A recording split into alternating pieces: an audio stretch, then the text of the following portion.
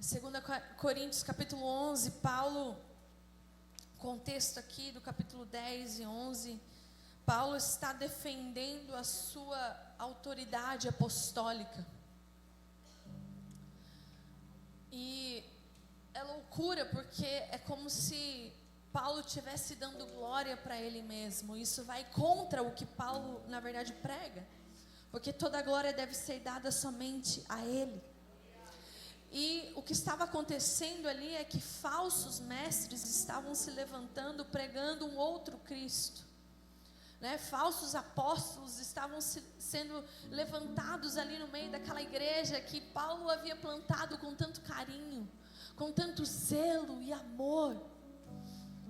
E há algo que consome o coração de Paulo, e por isso ele está escrevendo novamente em 1 Coríntios. Ele já é duro na carta que ele escreve aos Coríntios, e na segunda carta ele está meio que se explicando porque ele foi tão duro na primeira carta. E ele está defendendo o seu apostolado no capítulo 10, e no capítulo 11 ele diz o seguinte: quem dera me suportasseis um pouco mais a minha loucura. Sim, suportai-me ainda, porque tenho ciúmes de vós. E esses ciúmes vêm de Deus, pois vos prometi em casamento a um único marido, que é Cristo, para vos apresentar a Ele como virgem pura. Mas temo que, assim como a serpente enganou a Eva com sua astúcia, também a vossa mente seja de alguma forma seduzida e se afaste da simplicidade e da pureza que há em Cristo Jesus. Paulo está dizendo: considere-me na minha loucura um pouco mais. Eu estou tendo que defender o meu apostolado, e isso vai contra tudo que eu prego, porque é necessário que ele cresça e que eu diminua. Mas eu estou vindo diante de vocês pedindo, implorando. Esse zelo que eu tenho por vocês não vem de mim, vem de Deus. Deus é zeloso pela sua igreja, Deus é zeloso pelo seu povo, e esse zelo vem dele, que consome o meu coração. E ele diz: eu vos prometi em casamento a um único marido. Paulo está citando Deuteronômio 6, quando o Senhor entrega os mandamentos a Moisés. E o primeiro mandamento, o Senhor vai dizer: o Senhor teu Deus é um só. Amarás o Senhor teu Deus de todo o coração, alma, mente e força. Paulo está se referindo a um único Senhor, o Deus de Israel. E ele, como amigo do noivo, ele está dizendo: eu vos apresento a ele como a virgem prometida a um único Senhor. Esse foi o trabalho, o encargo que ele me deu, de apontar o olhar da noiva para o noivo. Muito semelhante ao que o João vai dizer em João capítulo 3, quando ele está de novo sendo questionado pelos seus próprios discípulos, dizendo: João, você não está vendo que lá do outro lado do Jordão, Jesus está batizando, Jesus está ganhando seguidores, e você está perdendo seguidores? E João fala: eu já vos disse, eu não sou Cristo. A noiva pertence ao noivo. Quanto a mim, eu sou amigo do noivo, e a minha alegria já está completa, que é ouvir a voz do noivo. É necessário que ele cresça e que eu diminua. O Senhor tem levantado amigos que apontam o olhar da noiva para o noivo. O olhar da igreja deve ser somente de Cristo Jesus. E Paulo, ele está preocupado, porque a igreja está sendo seduzida, fascinada. O seu coração está sendo arrastado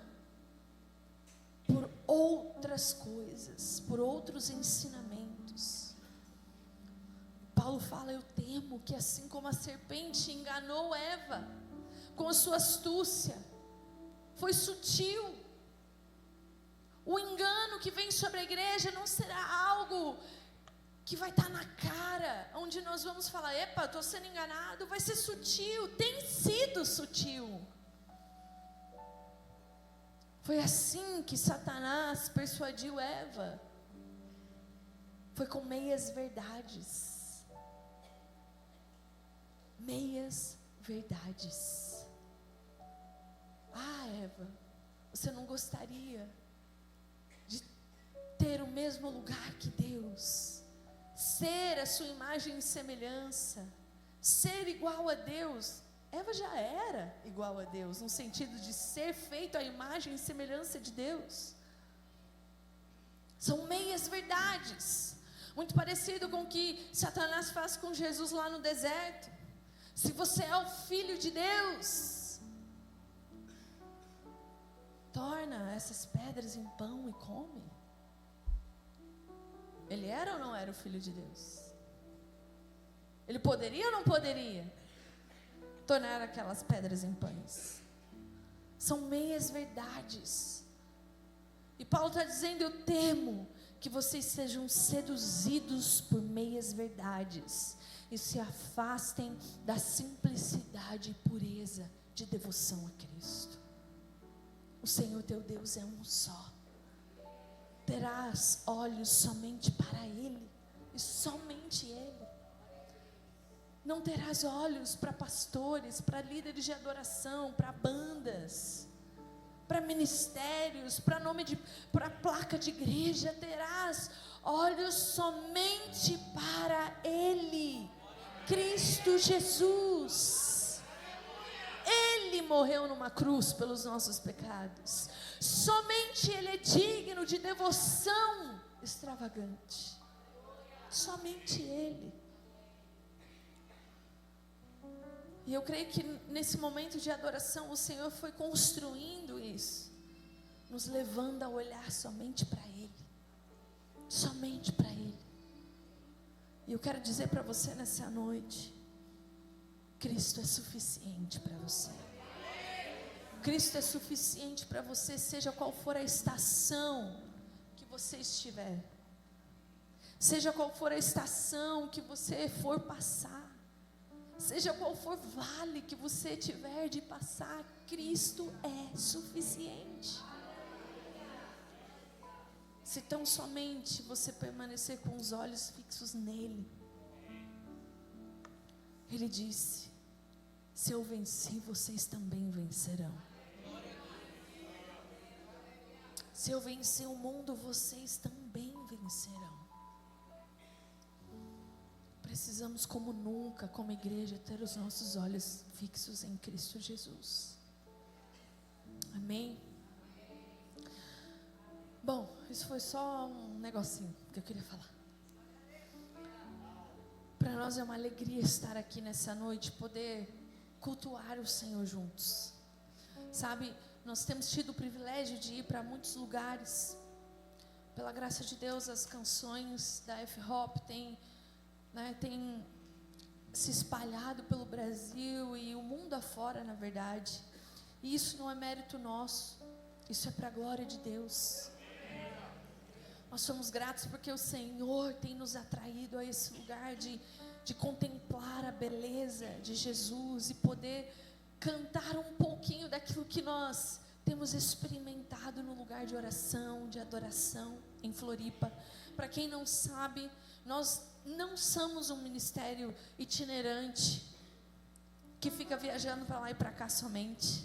Nós somos uma igreja local em Florianópolis, onde nós estamos ali construindo uma comunidade de fé que ama Jesus, que ama a palavra de Deus, que adora o Senhor em espírito e em verdade, que se submete uns aos outros diariamente, vivendo a vida de igreja. E no centro de tudo que nós fazemos, o Senhor tem nos agraciado em ter uma sala de oração, onde nós temos cultivado oração e adoração há 10 anos. Oração perseverante. né, em diversas estações e momentos foram diferentes horários. Hoje nós estamos funcionando das 2 da tarde às 10 da noite, de segunda a sexta, onde nós estamos ali orando contra o tráfico humano, orando por avivamento na igreja, orando pelo órfão, orando pela viúva, clamando pela unidade da igreja. E esses músicos que vocês viram aqui são todos missionários que servem a casa do Senhor lá, a tempo integral, que se viram nos 30 para sobreviver, mas convictos de que os céus param para nos ouvir, de que à medida que nos posicionamos no lugar da oração, nós estamos governando com Deus. E se talvez nós não enxergarmos o resultado da nossa oração nessa era, nós certamente veremos na era que há de vir. Então, nós somos ali uma igreja local, submetidas à nossa liderança em Floripa. E toda vez que nós saímos, nós enxergamos como um privilégio de poder estar com a grande parte do corpo de Cristo. Nós somos todos irmãos em Cristo. Não existe estrela aqui, não existe superstar, não existe pessoas famosas aqui. Nós somos todos irmãos em Cristo. Amém? Amém, amém, igreja? Amém. Glória a Deus. E hoje eu quero compartilhar com vocês uma palavra que o Senhor tem falado comigo, na verdade, desde o início do ano. No final do ano passado, senti o Senhor me chamando para um lugar de esticar a minha fé. É estranho, né? Porque você olha e você fala assim: nossa, mas você está com o microfone na mão, você é pastora. Como assim? Você precisa crescer em fé. Mas a verdade é que todos nós estamos numa jornada de esticar a nossa fé, de fortalecer a nossa fé em Cristo Jesus. E eu senti o Senhor falando comigo: eu estou atraindo a minha igreja a acreditar em coisas maiores, em acreditar no fato de que realmente eu sou a vida e a ressurreição. E quem crer em mim verá coisas acontecerem. E tem coisas que eu tenho contendido com Deus no lugar de oração nesse ano, e que eu creio pelo poder do Espírito que nós como igreja lá em Florianópolis vamos viver. Então eu queria que você abrisse comigo em João capítulo 11, João capítulo 11. E eu quero falar um pouquinho com vocês sobre esse episódio tão interessante nas Escrituras, pela ótica de João, do Evangelho de João, falando a respeito da ressurreição de Lázaro. E o texto diz o seguinte: certo homem chamado Lázaro estava doente. Ele era de Betânia, povoado de Maria e de sua irmã Marta. Maria, cujo irmão Lázaro estava doente, era a mesma que derramara o bálsamo perfumado sobre o Senhor e lhe enxugara os pés com seus cabelos. Então os irmãos de Lázaro mandaram dizer a Jesus: Senhor, aquele a quem amas está doente. Mas ao ouvir isso, Jesus disse: essa doença não é para a morte, mas é para a glória de Deus, para que o Filho de Deus seja glorificado por meio dela. Jesus amava Marta, a irmã dela, e também a Lázaro. Mas ao saber que ele adoecera, permaneceu ainda 2 dias no lugar onde estava. Depois disse aos discípulos: vamos outra vez para a Judeia. Eles lhes disseram: Rabi, há pouco os judeus procuravam apedrejar-te, e mesmo assim voltarás para lá?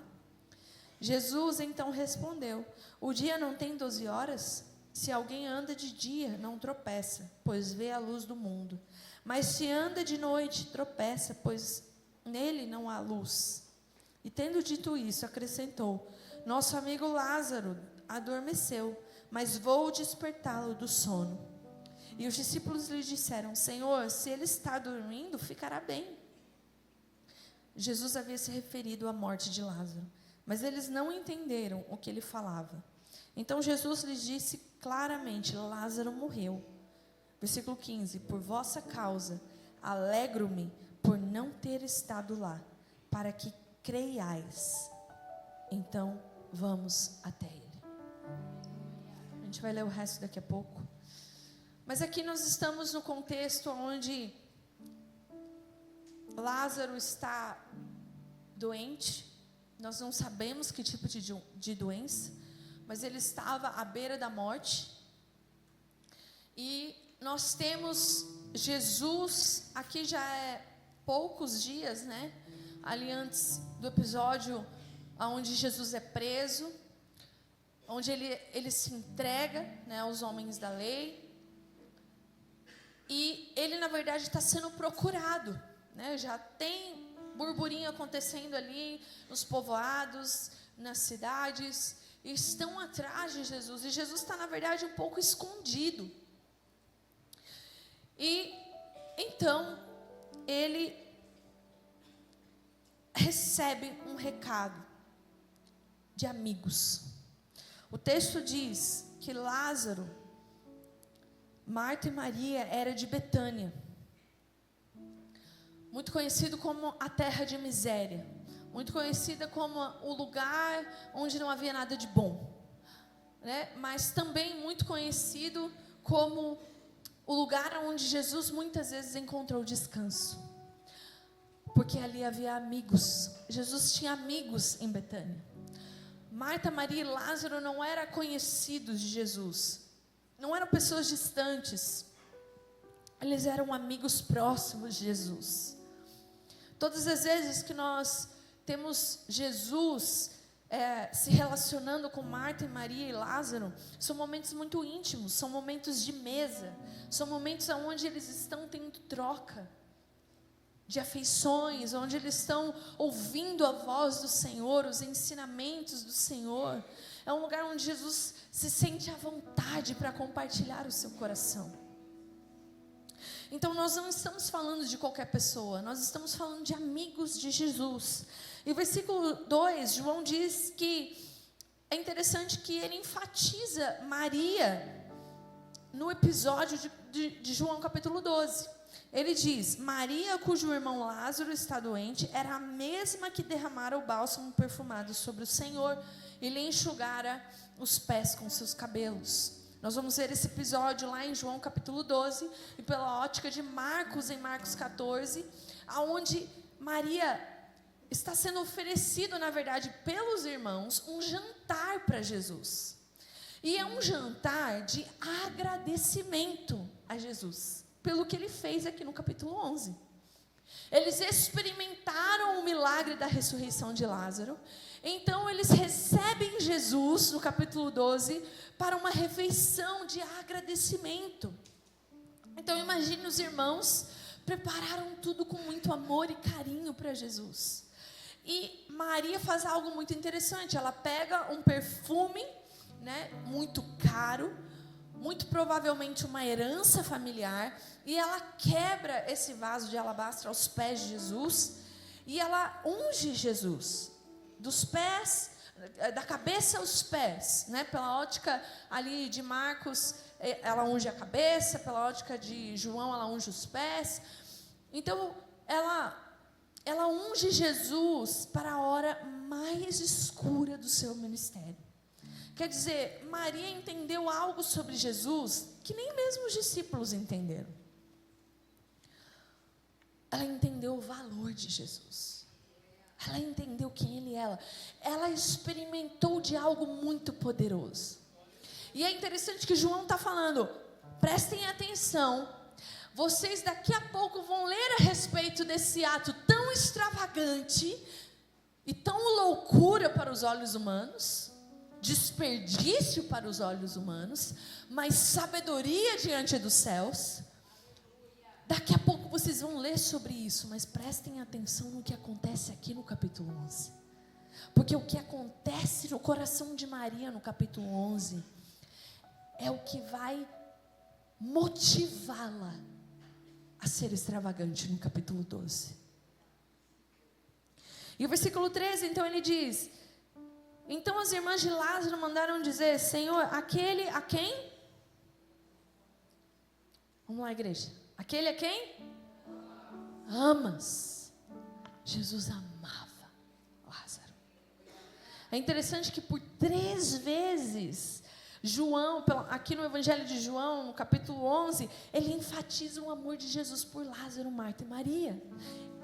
Aqui ele diz, aquele a quem amas está doente. No versículo 5, Jesus amava Marta, sua irmã Maria e também a Lázaro.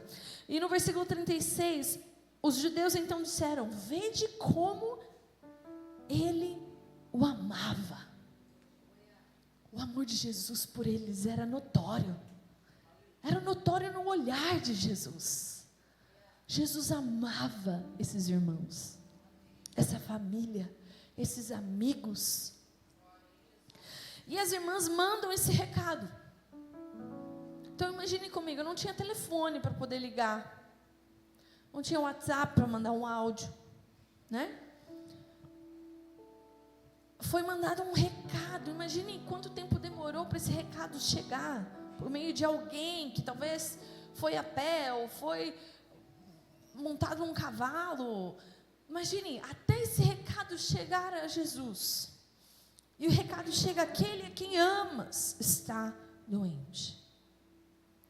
Com certeza, Marta e Maria tinham convicção de que o momento que Jesus ouvisse esse recado, ele iria largar tudo que ele estivesse fazendo. E ele iria ao encontro deles. Por isso elas são tão enfáticas em dizer aquele a quem amas. Porque quem a gente ama, a gente vai logo responder à necessidade. Quem a gente ama, sabe, aquele amigo mais chegado que irmão, que você sabe que você pode ligar, que você pode contar em qualquer hora. É difícil encontrar esses, mas quando você encontra, você sabe que você pode contar com aquela pessoa. Jesus provavelmente era essa pessoa para eles. E o recado chega, mas é interessante que Jesus, ao ouvir que ele estava doente, ele considera como motivo de alegria. Espera aí, Jesus, Lázaro está morrendo, você está nessa paz aí?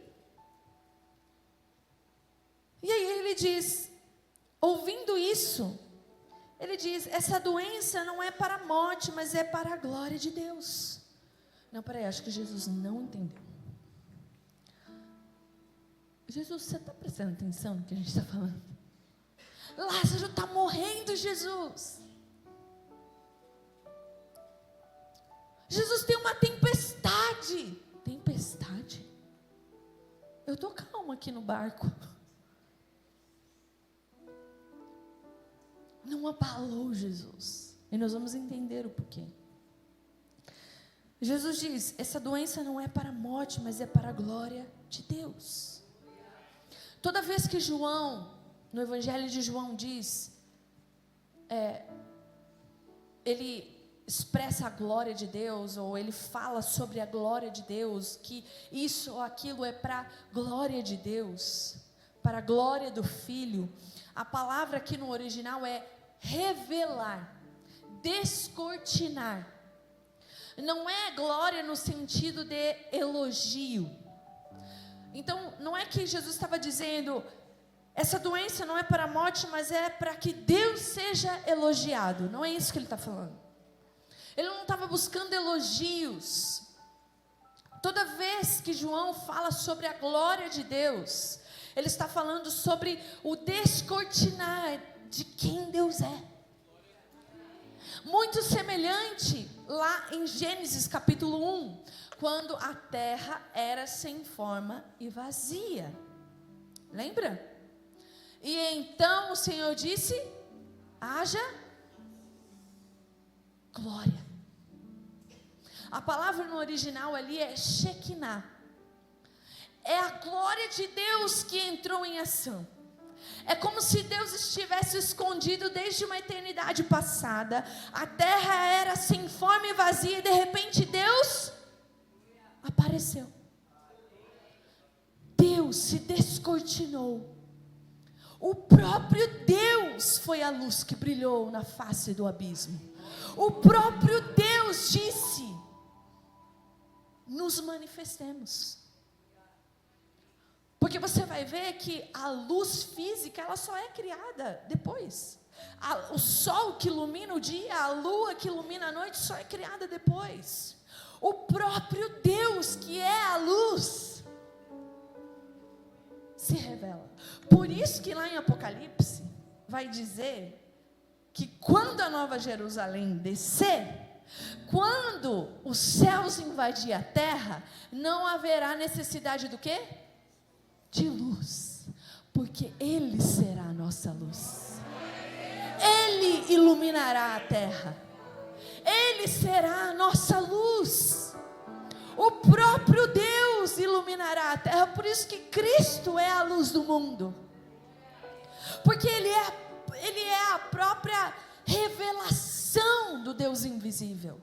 Ele é a imagem do Deus invisível. Ele é o próprio Deus que se tornou carne e se manifestou entre os homens.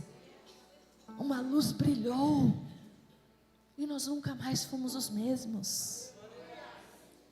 Então, quando João está dizendo que essa doença não é para a morte, é para a revelação de quem Deus é.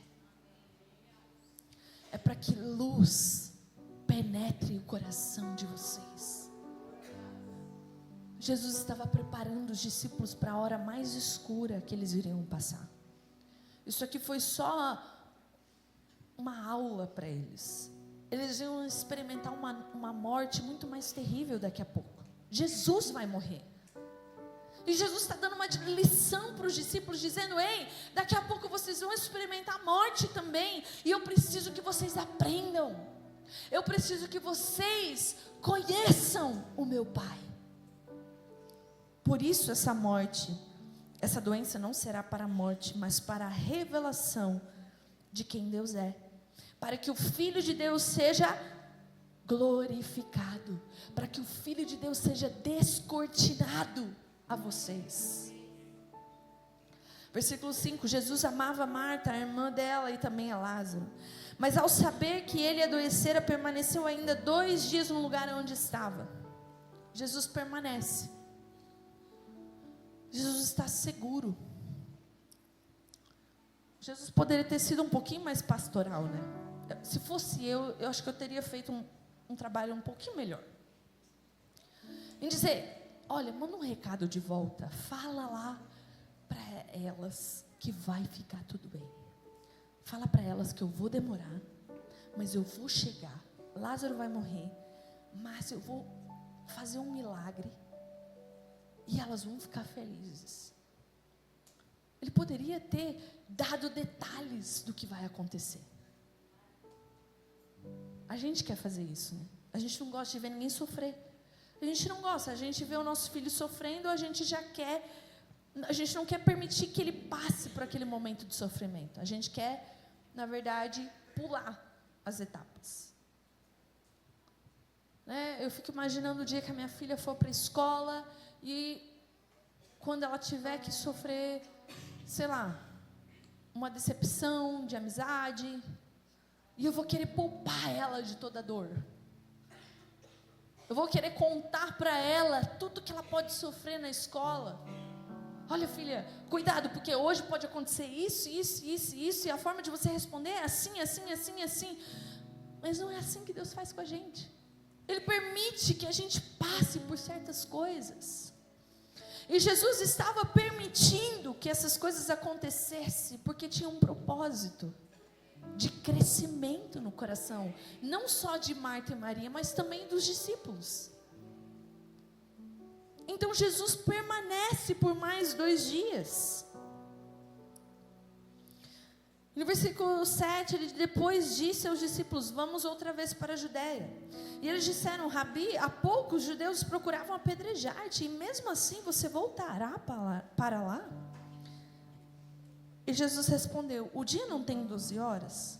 Se alguém anda de dia, não tropeça, pois vê a luz deste mundo. Mas se anda de noite, tropeça, pois nele não há luz. Jesus sempre usava figura de linguagem para falar com seus discípulos. E Jesus está ensinando de novo os discípulos. Tudo é uma instrução.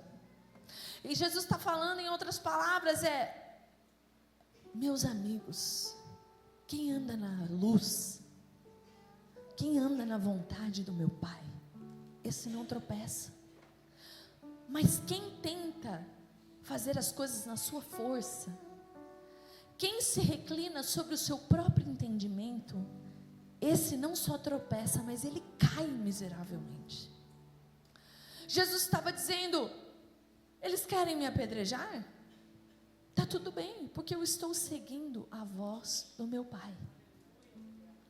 E quem anda segundo a vontade do Pai, esse não tropeça, esse não toma decisão errada. Quem caminha na vontade do Pai, por mais que pareça perigoso o caminho, não temerá mal algum, não tropeçará. Mas aquele que tenta fazer as coisas no seu próprio entendimento, aquele que se apoia no seu intelecto, aquele que se apoia na sua força, na sua influência, aquele que se apoia nas suas estratégias, esse cai. E cai miseravelmente. Por isso que seguir a voz de Jesus é loucura. Por isso que o reino de Deus é de cabeça para baixo. Para você viver, você tem que morrer. Para você ser o primeiro, você tem que ser o último. Para você ser servido, um dia você tem que servir desse lado da eternidade. Para você ser exaltado, você tem que ser humilhado. O reino de Deus é de cabeça para baixo. Mas há sabedoria em caminhar na luz. Há sabedoria em caminhar na vontade do Pai. Era loucura para os discípulos passar por ali. Era loucura passar pela Judeia. Era loucura ir até Lázaro. Era loucura para os homens, mas era sabedoria aos olhos de Deus. É como se Jesus estivesse dizendo: eu só faço o que eu vejo meu Pai fazer. Eu só falo aquilo que eu ouço meu Pai dizer. E nisso eu sou bem-sucedido. Jesus estava ensinando eles, porque daqui a pouco eles vão ter que viver isso. Os discípulos iriam enfrentar a ser apedrejados, eles iriam enfrentar tribulações, eles iriam ser perseguidos, e Jesus está ensinando a eles: não fujam, não fujam, andem na luz, andem na vontade do meu Pai, e nisso ele será o quê? Glorificado, ele será descortinado, ele será revelado. E tendo dito isso, acrescentou: nosso amigo Lázaro adormeceu, mas vou despertá-lo do sono. E os discípulos então disseram: Senhor, se ele está dormindo, ele vai ficar bem. Senhor, se ele só está tirando uma soneca, ele vai ficar bem. Para que passar por isso? Para que correr o risco de ser apedrejados? Jesus estava citando a própria palavra. Quando Jesus fala que ele está indo para despertar Lázaro do sono, ele estava se referindo a Daniel capítulo 12. Quando Daniel profetiza a respeito dos últimos dias, a respeito da ressurreição dos mortos, e ele diz: muitos dos que dormem do pó da terra ressuscitarão, uns para a vida eterna e outros para a vergonha e desprezo eterno. Jesus estava citando a própria palavra, e ele esperava que os discípulos tivessem discernimento. Jesus estava treinando os discípulos na palavra. Muito parecido com o que ele faz com os irmãos no caminho de Emaús, lembra? Ele cita as Escrituras. Ele cita Moisés. Ele cita os mandamentos. Ele cita todas as Escrituras, falando a respeito de si mesmo. E ele está citando as Escrituras aqui para eles. E os discípulos não entendem. Jesus está falando A, e os discípulos entendem B. Ah, Jesus, se ele só está tirando uma soneca, está tudo bem, ele vai ficar bem. Jesus, com toda a paciência do mundo, ele fala, imagina Jesus respirando fundo. Lázaro morreu. Entendeu agora? Lázaro morreu. E sabe o que isso me fala? Que Jesus está convidando amigos a conhecerem as Escrituras. Nesse texto nós vamos ver que Jesus, ele chama amigos.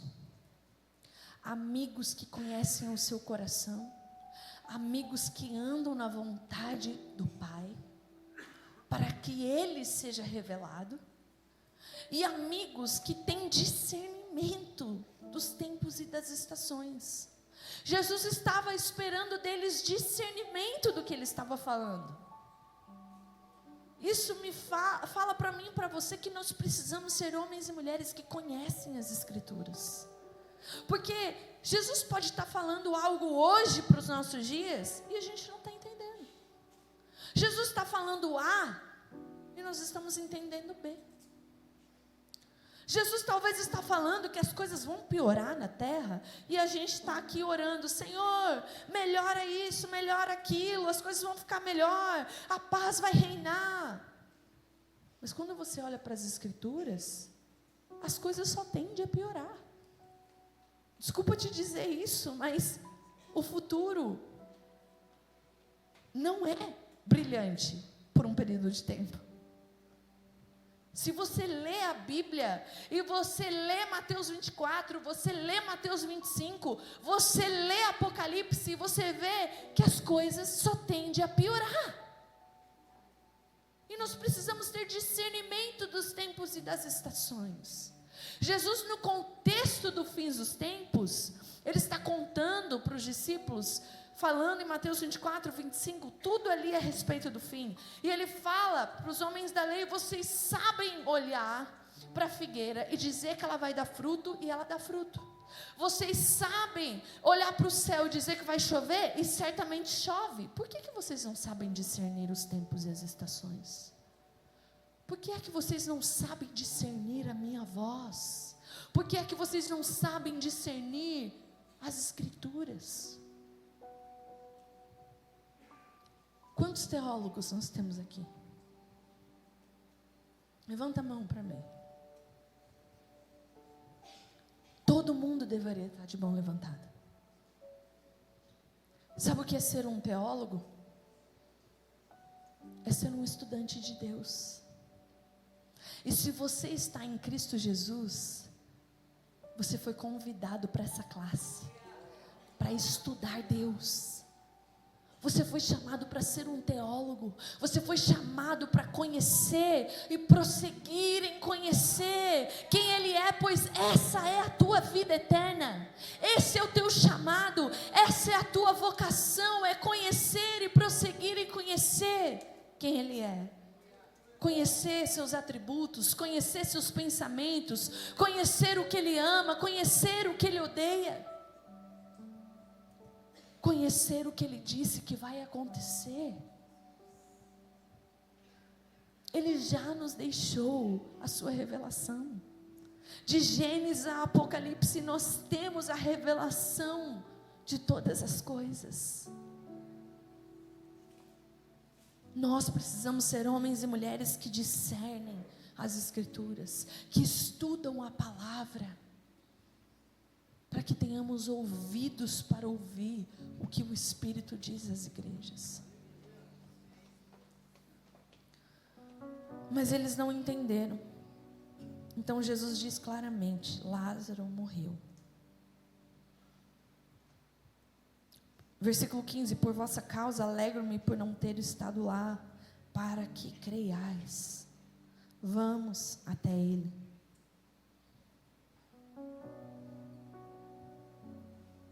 Versículo 20: ao saber que Jesus estava chegando, Marta foi ao seu encontro.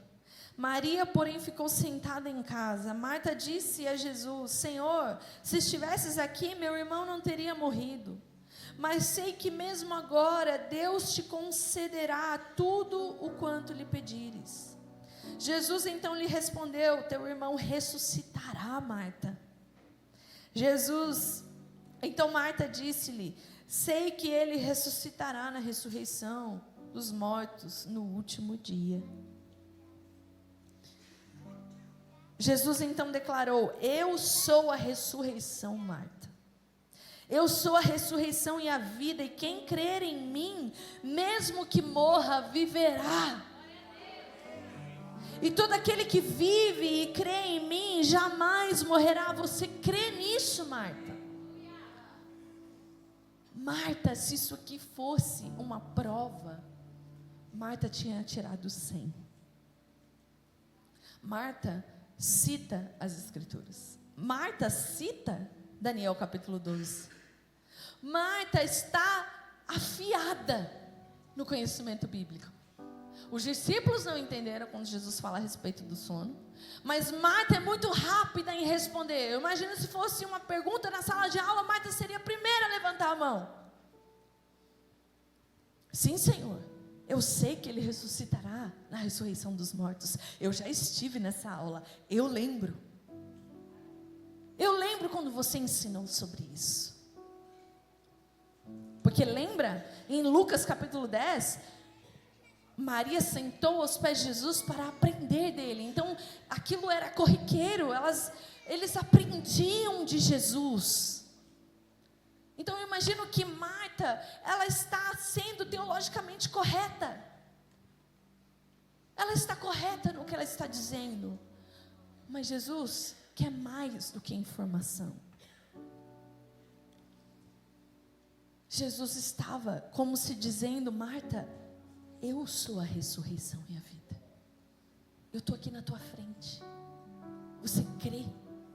Você crê que eu não só faço orações ao meu Pai e Ele ouve, mas eu sou o próprio Deus. Você crê, Marta, que eu sou o verbo que estava com Deus, que era Deus, desde uma eternidade passada, mas se tornou carne e se revelou aos homens. Eu sou o próprio poder encarnado. E quem crer em mim, quem acessar de mim, verá coisas maiores. Você crê, Marta? Marta, você está teologicamente correta, mas eu estou tentando acessar um lugar de fé no teu coração.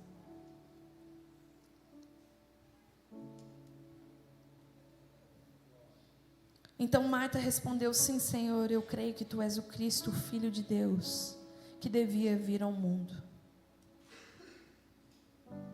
Dito isso, ela se retirou e, chamando sua irmã Maria em particular, disse-lhe: o Mestre está aqui e Ele te chama. Ela chama Maria em particular porque seria estranho Jesus mandar chamar uma mulher. E ao ouvir isso, versículo 29, Maria levantou-se depressa e foi ao encontro dele. Pois Jesus ainda não havia entrado no povoado, mas estava onde Marta o encontrara. Versículo 32, ao chegar ao lugar onde Jesus estava e vê-lo, Maria lançou-se aos pés de Jesus e disse: Senhor, se estivesses aqui, meu irmão não teria morrido. Maria fala as mesmas palavras que Marta, mas havia um desespero no coração de Maria. Maria se lança aos pés de Jesus. Maria esquece toda a teologia. Ela também era aluna nessa classe. Ela também ouvia os ensinamentos de Jesus, mas naquele momento era tamanho o desespero que ela cai aos pés de Jesus. E isso fala desprendimento de qualquer coisa terrena e de uma dependência de Cristo, que fala: Jesus, ou você faz alguma coisa, ou você faz alguma coisa. Para onde eu irei? Para quem eu irei? Se só tu tens palavras de vida eterna, se só tu tens conforto para minha alma, se só tu tens poder para fazer alguma coisa aqui agora. O texto não nos fala se houve mais diálogo, mas eu imagino Maria, e o texto só diz que Jesus então chora com ela. O choro de Maria encontra um lugar no coração de Jesus que o faz chorar com ela. E eu imagino como se fosse uma reunião de oração, onde corações se encontram.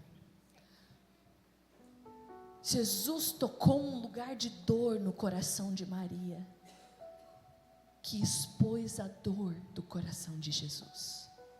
Olha só o que o texto diz, que ao vê-la chorando, Jesus comoveu-se profundamente no seu espírito e ficou abalado. A palavra no original aqui é perturbado, indignado. Jesus ficou indignado no seu coração. No seu interior havia indignação. O versículo 35 diz que Jesus chora com indignação. Jesus não estava necessariamente chorando porque Lázaro havia morrido. Jesus já sabia que Lázaro ia morrer. E Jesus já sabia ali que ele iria ressuscitar Lázaro daqui a alguns minutos. O coração de Jesus é exposto à medida que encontra um coração com fé. Jesus chora de indignação pelos efeitos da queda que pairavam naquele lugar. E são muitos os efeitos da queda, mas um dos maiores é a incredulidade. Sabe o que entrou no coração do homem quando ele pecou? A incredulidade. Nós temos dificuldade de crer, de acreditar. Por isso que o povo de Israel estava em busca sempre de um rei, de um Deus feito por mãos humanas, porque eles tinham dificuldade de crer num Deus que não se vê, mas um Deus que ouve e que vê e que age em favor dos que esperam. É loucura. E eles buscavam então deuses que têm olhos, mas não veem, deuses que têm boca, mas não falam. Eles estavam satisfeitos com tão pouco, quando há tanto disponível diante de um Deus vivo que se revelou a eles. E Jesus chora, indignado, porque incredulidade pairou naquele lugar. E é como se Jesus estivesse dizendo: se tão somente crerem que eu sou a ressurreição e a vida. E vocês conhecem o fim da história. O time de louvor pode subir. Jesus manda chamar Lázaro para fora. Ele manda remover a pedra.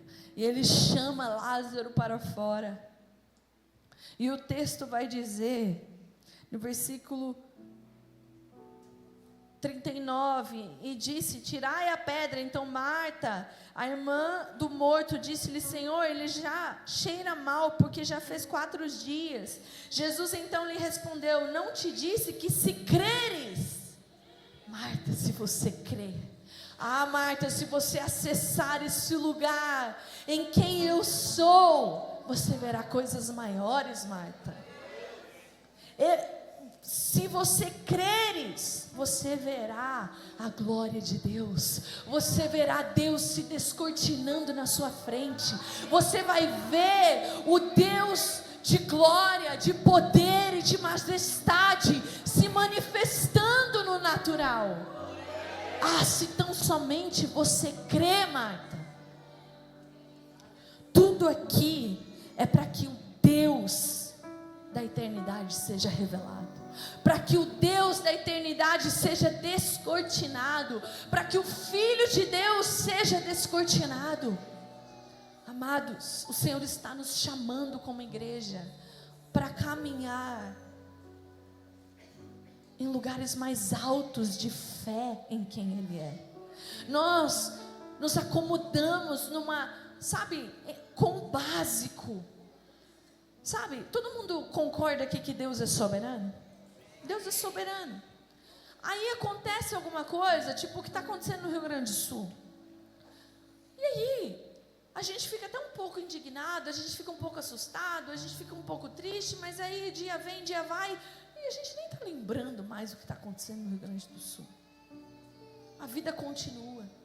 E a gente fala, Deus é soberano, Deus está no controle, Deus está cuidando. Está certo, teologicamente? Está certo. Deus é soberano.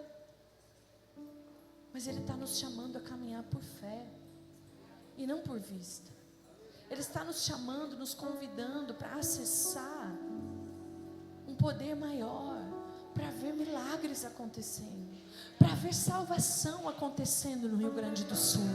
A gente não só quer ver provisão chegando para aquele lugar, roupa, comida, eletrodomésticos. A gente não quer só isso, a gente quer ver salvação, a gente quer ver o poder de Deus se manifestando naquele lugar, sonhos durante a noite, visões durante o dia. Será que nós temos gastado tempo em oração acessando aquele que é a ressurreição e a vida?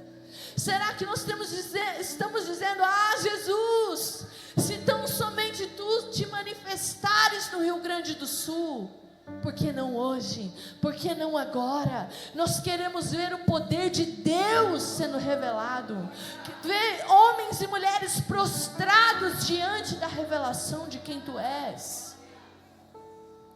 Deus está convidando a igreja a lugares mais profundos de oração, com fé no fato de que Ele é a ressurreição e a vida, de que Ele está vivo e ativo, e Ele pode agir. Ele pode agir hoje, Ele pode agir agora. Você crê nisso? Eu quero te convidar a ficar de pé.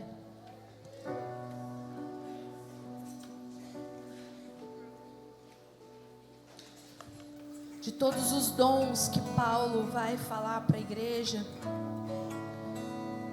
ele fala que nós devemos almejar os dons, nós devemos pedir pelos dons. E ele começa a descrever os dons, o dom de hospitalidade, o dom de amor. São vários os dons ali, o dom de misericórdia. E tem um dom ali, o dom de fé. Fé é um dom que nós devemos pedir para Deus. E eu quero te convidar a pedir por fé em Cristo Jesus nessa noite. À medida em que nós cantamos a respeito do Cristo, que nós venhamos ser revestidos de fé, para crer que Ele é a ressurreição e a vida, que se tão somente olharmos para Ele, nós temos tudo em Cristo Jesus. Cristo Jesus é suficiente para a sua igreja. Ele é suficiente para hoje e para o agora. Ele é suficiente, pois Ele é a ressurreição e a vida. E quem crê nele verá coisas maiores. Quem crê nele não morrerá, mas viverá e experimentará da vida, do poder da ressurreição hoje. Jesus, nós nos colocamos diante de Ti, pedindo, dai-nos o dom de fé, fortalece a nossa fé. Eu oro por essa comunidade, para que o Senhor fortaleça a fé dos meus irmãos. Ah, Deus, não nos deixe corretos, mas deixe-nos acessar o poder da ressurreição. Ah, Jesus, nós olhamos para Ti nessa noite, nós pedimos, visita-nos nessa noite, visita-nos com dons espirituais, visita essa igreja com dons espirituais, visita esse corpo com o dom de fé em Cristo Jesus, o Cordeiro Santo. Senhor, eu oro que o Senhor lave toda a incredulidade desse lugar. Senhor, que aqui haja homens e mulheres de fé, homens e mulheres que caminham por fé e não por vista, homens e mulheres de oração, que contendem com Deus no lugar de diálogo contigo. Deus, que não haja incredulidade encontrada no nosso coração. Aviva-nos com fé no Cordeiro Santo, puro, em Jesus.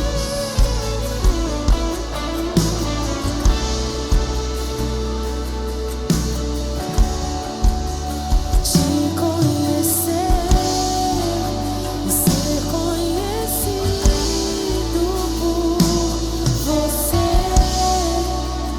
essa é a vida eterna que me prometeu.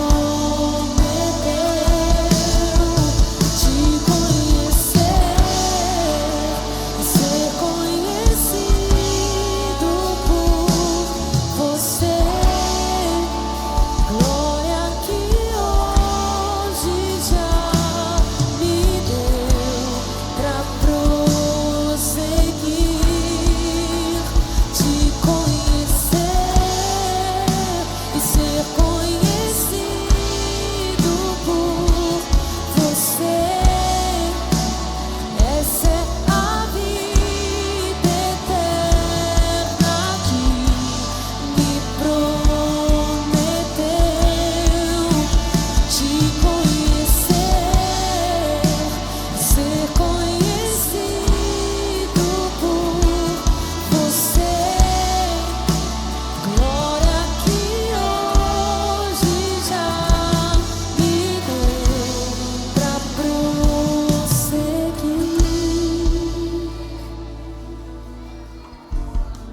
Sim, Jesus, você já nos deu essa glória que é te conhecer. Por isso nós oramos, fortaleça-nos com fé em Cristo Jesus. Livra-nos de caminharmos em incredulidade, que nós venhamos acessar o poder da ressurreição disponível a nós. Vem, Espírito Santo. Senhor, áreas do nosso coração onde a incredulidade tem encontrado morada, áreas em que nós deixamos de acreditar. Se há pessoas aqui que há áreas na sua vida que você deixou de acreditar que Deus pode agir, nós queremos orar por você nessa noite. Quero convidar você a vir aqui à frente rapidamente, nós orarmos por você. Áreas da sua vida que você falou, talvez Deus se esqueceu, talvez isso é coisa da minha cabeça, Deus não vai agir nessa área. E o Senhor quer despertar a sua fé. O Senhor quer fortalecer a sua fé nessa noite. Áreas que você tem orado para o Senhor, pedido, clamado, e você deixou de acreditar, você deixou de pedir. O Senhor quer ressuscitar a sua fé nessa noite. Promessas de Deus sobre a sua vida, Ele quer ressuscitar elas nessa noite. O Senhor quer te despertar a voltar a sonhar. Tem sonhos que Deus plantou no coração de algumas pessoas aqui, sonhos que estão adormecidos, e o Senhor quer despertar esses sonhos.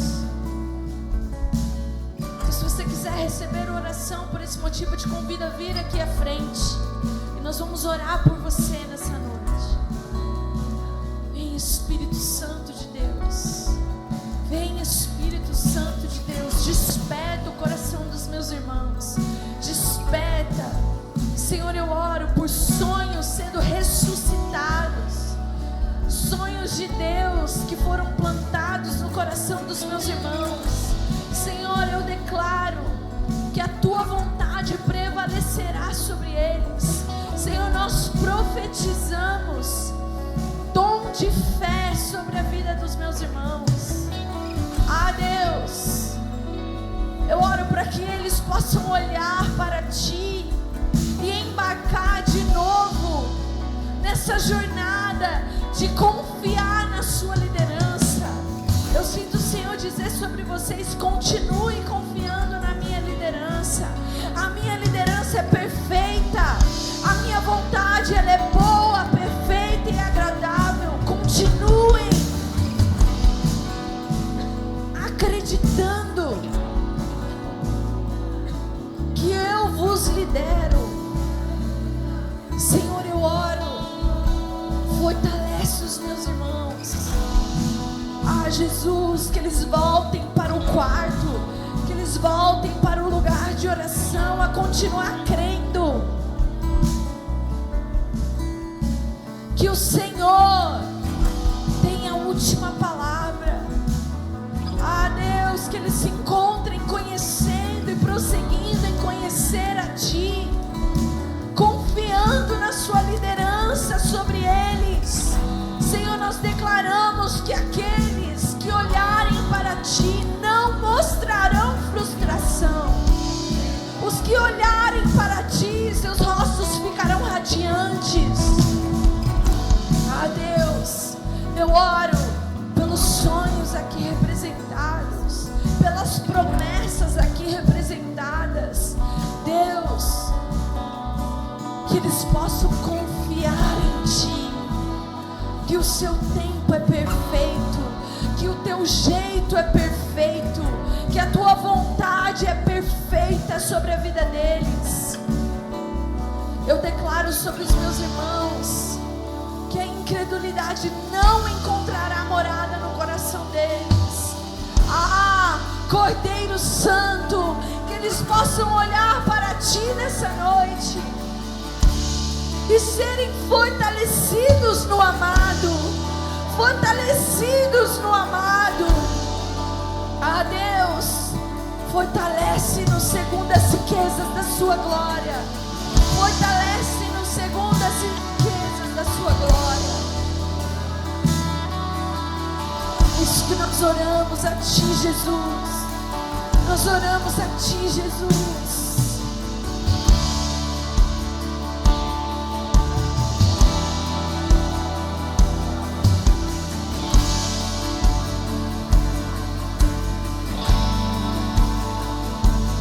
Suficiente, suficiente, Cristo é suficiente.